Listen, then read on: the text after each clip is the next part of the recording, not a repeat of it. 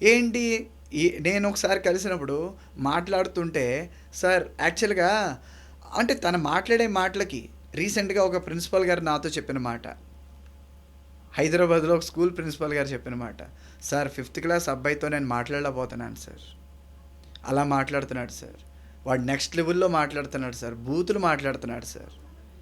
What is this? Parents, మీరు ఏం observe చేస్తున్నారు? దయచేసి చూడండి.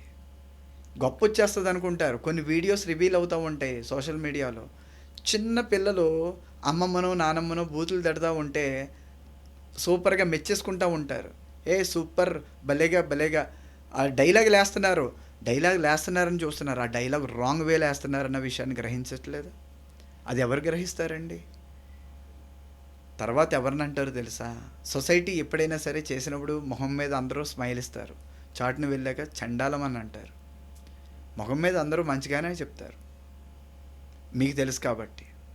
బక్కెళ్ళాక మా వరస్ట్ పెంపకం అండి. ఏ పెంపకం అండి అది? ఇలాంటివి నేర్పుతారండి పిల్లలకి? బుద్ధి జ్ఞానం ఉందండి? అసలు తండ్రికి బుద్ధి ఉందండి? ఎలా ఎంటర్టైన్ చేయించున్నాడు? తల్లికి బుద్ధి ఉందండి? అసలు భవిష్యత్తు గురించి కొద్దిగైనా జాస్ ఉందా? ఇలాంటి మాటలు అనుకుంటారా లేదా? మీరే చెప్పండి. అనుకుంటారు కదా? అర్థం చేసుకోండి. ఫోక్ సాంగ్స్, ఐటమ్ సాంగ్స్, వీటి గురించి ప్రిపేర్ చేయకండి. ఒక విధానాన్ని, ఒక ఒక అమ్మాయిని చూస్తే తల్లినో చెల్లినో అక్కనో తమ్ముడినో సంథింగ్, ఒక అక్కను చూస్తే తమ్ముళ్ళ లెక్క, అంటే ఆడపిల్ల పెద్ద వయసులో ఉంటే అక్కలా చూసే తత్వం ఉండాలి. ఆడపిల్ల చిన్న వయసులో ఉంటే చెల్లిలాగా మనం గౌరవించే తత్వం, ప్రేమను చూపించే తత్వం ఉండాలి. ఒక ఆడపిల్ల సగటు బయట తిరుగుతుందని అంటే ధైర్యంగా ఎందుకు తిరగగలుగుతుంది?